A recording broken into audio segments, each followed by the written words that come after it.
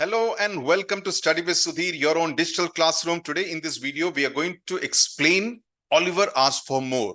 ये कहानी लिखी है चार्ल्स डिकन्स ने। कहानी क्या, ये तो पूरी नॉवल है। उसमें से ये छोटा सा एक्सर्प्ट आपके सिलेबस में है, ट्रेजर चेस्ट में। On the Study with Sudhir app, I just want to tell you, for those interested, we have done the entire 5 poems and 5 stories का पूरा सिलेबस फॉर क्लास 9। तो अगर आप उसमें इंटरेस्टेड हैं with English explanation, simple English explanation, with notes, with MCQs, with question and answers, you can check out the course of treasure chest. Similarly Julius Caesar का भी पूरा सिलेबस हमने खत्म कर दिया है। All the scenes have been explained, both act 1 and act 2 for class 9 students, along with questions, MCQs and question papers. Act 1 के पूरे डाल दिए हैं। Act 2 I think with in by August or sometime we will finish that also. So in case you are interested, you can check out our Julius Caesar part of the course also. Both the courses are there on the Study with Sudhir app. Okay, so ये कहानी है, लिखी गई है Charles Dickens द्वारा। Now Charles Dickens, ये तस्वीर है, he was considered the greatest novelist of the Victorian era. Victorian era के सबसे प्रमुख नॉवलिस्ट में चार्ल्स डिकन्स का नाम गिना जाता है। और ये जो एक्सर्प्ट है, ये जो 4 पेज का या 3 पेज का जो एक्सर्प्ट आपके सिलेबस में है, it kind of reflects Dickens own experiences during his difficult childhood. ये और ये आपको जो बॉक्स में लिखा गया है, जो या मैं अभी आपको बता रहा हूं, सिर्फ कहानी पढ़ना जरूरी नहीं है। कहानी के साथ साथ जो लेखक का जो बैकग्राउंड है उसके बारे में भी आपको जानना जरूरी है, क्योंकि अब चूंकि क्रिटिकल एनालिसिस क्वेश्चंस पूछे जाएंगे, आपको एक बेसिक अंडरस्टैंडिंग होनी चाहिए। सिर्फ कहानी का मतलब समझने से काफी नहीं है, पूरा किस तरह के माहौल में उस कहानी को या उस कविता को लिखा गया, ये भी आपको समझना और जानना जरूरी है, बेहद जरूरी है। Okay, in fact the important context to this particular story is that Charles Dickens himself left school at the age of 12.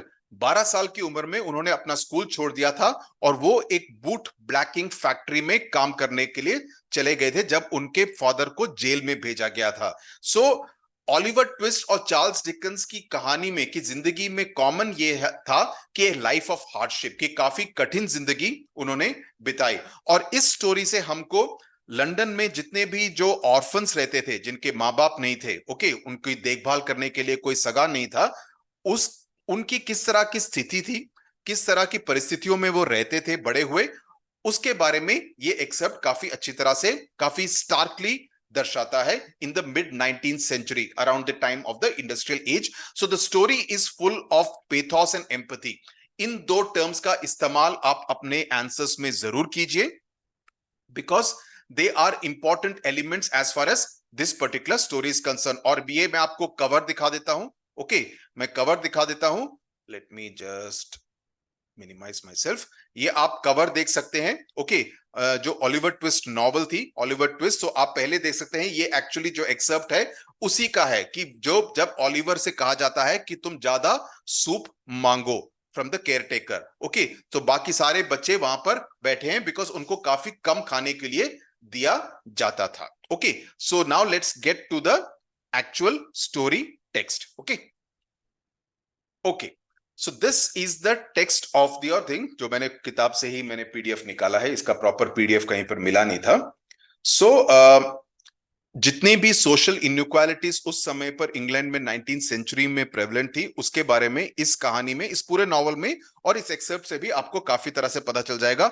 He kind of talks about poverty, hopelessness, helplessness. इन सभी टर्म्स का आप इस्तेमाल अपने आंसर्स में जरूर कर सकते हैं। Okay, so among other buildings in a town in England, there was a house for poor people who had no money and nowhere to live. This was called the work house. So this is an important element. Work house में पूरा जो कहानी की setting है, that is in the work house. Okay, so it talks about, it's a house for poor people, moneyless people, for orphans, and it is एक तरह से जो वर्क हाउस है वो दुनिया का एक माइक्रोकॉस्म है। दुनिया कैसी दुनिया?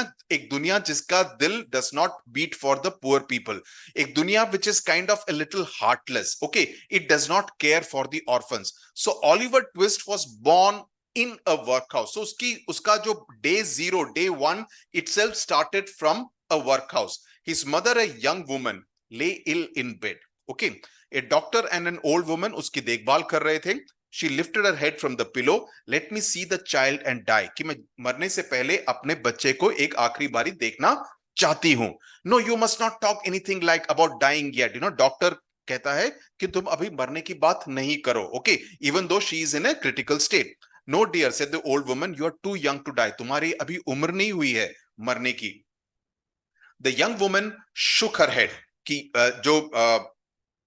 जो माँ थी ओलिवर ट्विस्ट की, she kind of said no and she held out her hand towards her child. The doctor put the child in her arms. She pressed her cold white lips. Cold white lips also indicates that she is kind of almost, on the verge of dying, and then fell back. She's dead, said the doctor. Okay, so the contact of Oliver Twist with his mother, just imagine, it is that of coldness. It is not of motherly warmth. It is not of any kind of love and affection. It is that of coldness. This is an important element जिसका कि आप इस्तेमाल अपने answers में कर सकते हैं. Yes, poor dear, said the old woman as she took the child away from the dead mother. Poor dear. She was a good-looking girl, said the doctor as he put on his hat and gloves. Where did she come from? She was brought here last night, said the old woman. तो वो कहां से आई थी उसका कुछ अता पता नहीं था. She was lying in the street. She had walked a long way and her shoes had holes in them. So it shows that she was an extremely poor person. Nobody knows where she came from or where she was going to. So, there is no identity. There is no identity to the mother, और उसकी वजह से there is no identity to this little child also. When he has arrived in the world, उसका कुछ भी identity नहीं है. The doctor raised the dead woman's left hand. The usual story. I see that she has no ring on her finger. She wasn't married. Good night. So she was an unmarried mother. Okay. Obviously, the father of Oliver Twist had not taken care of her. So she was left on her own. So she was an unmarried mother. He went home to his dinner, yani ki doctor. The old woman sat on a chair in front of the fire and began to dress the baby. She dressed him in the very old clothes used for babies who were born in the workhouse. तो एक तरह का उस वहां का प्रथा थी कि जो भी पैदा होता था उसको पुराने कपड़े जो वर्क हाउस के बाकी बच्चों के थे उसी को पहनाया जाता था. The child was an orphan born into a world that had no love or pity for him. This line is important. कि this was the atmosphere in which Oliver Twist was born. No one was able to discover who the baby's father was or what the mother's name was. So absolutely nothing. Okay. Mr. Bumble, an important officer in the town, invented a name for the baby. He chose the name Oliver Twist. Okay. अब आप सोचेंगे कि Oliver Twist भला क्यों? ये इसलिए और ये कारण यहां पर दिया हुआ है. We name the new babies here in order A to Z. So you can imagine इतने impersonal तरीके से कि उसमें otherwise when you name a baby you give some thought. Okay, इसके इस बड़े आदमी या इस बड़ी लेडी के नाम से इंस्पायर होके I am naming this particular baby, या there could be some reason associated with some place, some incident etcetera. लेकिन यहां पर ऐसा नहीं है, ए टू जेड. ओके, तो पिछले का नाम हमने सोबल रखा था, इसका नाम हम ट्विस्ट रख देते हैं, अगले का नाम अनविन होगा. Okay, now the interesting thing is that ये जो नाम भी आप देखें, अनविन, जो कि कभी जीत नहीं सकता, so it is not a very happy kind of, there is no meaning in that sense to the names that have been given to the children. At the age of 9, Oliver was a pale, thin child. He and the other workhouse boys never had enough warm clothes or food. This is pretty simple English. So इसमें कुछ, there is no, कोई ऐसा शब्द नहीं है जो कि आपको समझ में नहीं आएगा. Okay, so सीधा fast forward to the age of 9. Oliver का फिजिकल अपीयरेंस आपको जानना होगा, पेल थिन चाइल्ड, पतला सा सुकड़ा सा लड़का. He and the other workhouse boys never had any warm clothes. So गर्म कपड़े नहीं थे, खाना भी ठीक से नहीं मिलता था, उनको दिन में 3 बार दिया जाता था सिर्फ सूप, और सूप भी थिक सूप नहीं, काफी पतला सूप. ओके, संडेस को उनको एक छोटा सा पीस ऑफ ब्रेड दिया जाता था. That was all they got through the week, 3 times in a day. Okay, they were fed in a big hall. एक बड़े से हॉल में, मैंने आपको ऑलिवर ट्विस्ट के नॉवल के कवर की तस्वीर दिखाई, तो आप उसको अपने दिमाग में रखिए. They were fed in a बड़े से हॉल में. ओके, और वहां पर एक बड़ा सा एक पॉट में सूप को सर्व किया जाता था by the master. Each boy had a small soup bowl of soup and no more, उतना ही मिलता था, तुम्हारा पेट भरे ना भरे उससे हमको कोई मतलब नहीं है, इतना ही मिलेगा। The bowls never needed washing because the boys cleaned them with their spoons until they shone. तो वो स्पून से इतनी ज्यादा उसको क्लीन कर देते थे ताकि एक ड्रॉप ऑफ सूप भी ना बचे, तो कभी भी उन बोल्स को साफ करने की भी जरूरत नहीं थी। It is a bit of an exaggeration, but उससे क्या पता चलता है, the extreme sense of hunger, कि इतनी भूख होती थी कि एक ड्रॉप ऑफ सूप भी वो उस छोटे से बोल में छोड़ते नहीं थे। Okay, so that is what it conveys. One day Oliver and his friends decided that एक लड़का हमारी तरफ से, सबकी तरफ से मास्टर के पास जाएगा एंड उससे और सूप मांगेगा। और उन्होंने ये डिसाइड किया कि ऑलिवर वो बंदा होगा जो कि हिम्मत करके मास्टर के पास जाके पूछेगा कि मेरे को और सूप होना मांगता। Okay, in the evening the boy sat down at the tables. अभी ड्रामा होने वाला है। The master stood by the pot and the soup was served. It disappeared quickly, जल्दी से खत्म हो गया, ऑब्वियसली भूख इतनी थी। Than boys they whispered among themselves and Oliver को इशारा किया। Okay, he stood up from the table and went to the master with his bowl and spoon in his hands. Please sir, I want some more. The master was a fat, now you see the contrast, और इस contrast पर आप जरूर ध्यान दीजिए। contrast क्या है? Oliver was a pale thin child, जिसको कि ज्यादा खाना नहीं मिलता था। The master was a fat healthy man, उसको खाने की कमी नहीं थी। So the contrast between the people who are orphans and the people who are supposed to take care of them, but he went very pale, यानी कि उसका रंग उतर गया, because अरे इतनी हिम्मत, क्या मजाल है कि तुम मुझसे खाना और मांगो। He looked with surprise at the small boy. What? Said the master at last in a quiet voice. Please sir, repeated Oliver, I want some more soup. The master hit Oliver with his spoon, then seized him, usko pakda, and cried for help. Mr. Bumble rushed into the room and the master told him कि Oliver ने भला उसे क्या मांगा. He asked for more. You know, ऐसा मांगता जैसे उसने उसकी दोनों किडनियां मांग ली हो। ओके, दोनों किडनियां मांग ली हो। सूप मांगा था थोड़ा सा, लेकिन ही दे आर बिहेविंग, अरे क्या मांग लिया, कोहिनूर मांग लिया क्या? Mister bumble cried, I can not believe it, one day they will hang the boy. Now one day they will hang the boy is a pointer to how harsh the punishment would be for speaking out. You know कि अगर तुम हिम्मत करके कुछ ऐसी बात पूछो, कुछ ऐसी चीज के लिए मांग करो जो कि तुमको नहीं दी जा सकती है, और उन्होंने निर्णय किया है कि तुमको नहीं दी जाएगी, तो one day they will hang the boy. Hang the boy, it may not mean literally, but to say that he will get very harsh punishment. Okay, so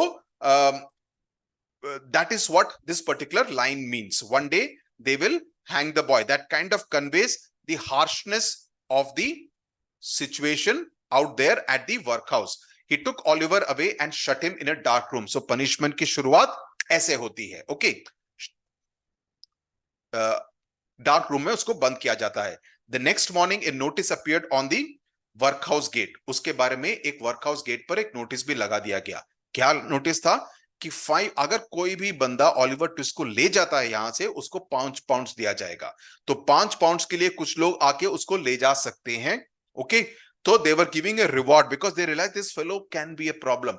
अगर उसने इतनी हिम्मत की है कि आकर पूछे, तो आगे और भी पूछ सकता है। अगर उसको दिया जाए तो इसको पनिश करना जरूरी है, इसको यहां से निकालना भी जरूरी है, ताकि सभी लोगों को ये एक तरह का मैसेज भी जाए कि तुम ऐसी हिमाकत करोगे तो तुम्हारे साथ भी ऐसा ही हो सकता है। Okay, Oliver was a prisoner, he was like a कैदी in that cold dark room for a full week.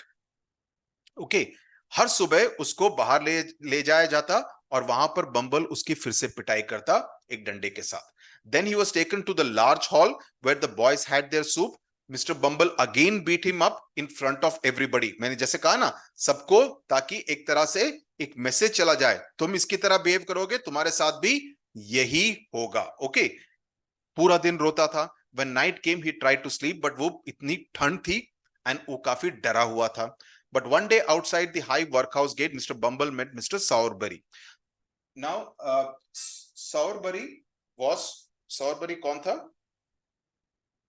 एक minute.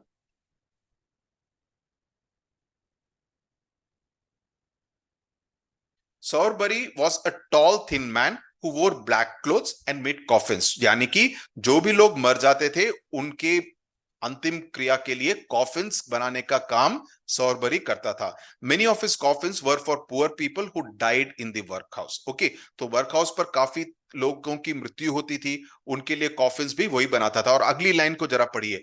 I have prepared the coffins for the 2 women who died last night. Okay, जो कल रात को 2 औरतें मरी, उनके लिए मैंने कफन बना दिया है. Good, said Mr. Bumble. You will be rich one day. So look at the irony that you can actually become rich by making coffins for dead people at the workhouse. Just imagine the dark irony. It's almost black humor, right? Do you know anybody who wants a boy? किसी को जानते हो जो कि एक लड़के की, जिसको कि एक लड़के की जरूरत हो और 5 पाउंड्स भी? He raised his stick and pointed to the notice on the gate. और उसने नोटिस दिखाया उस गेट पर. Okay, so that is what is the thing. So एक मौत से अमीर बनना, it's a very morbid thought. Okay, morbid मतलब काफी, it's a very dark kind of a thought. Okay, morbid thought. Okay, ये मेरे नोट्स हैं. So he wants to banish, he wants to get rid of the trouble maker.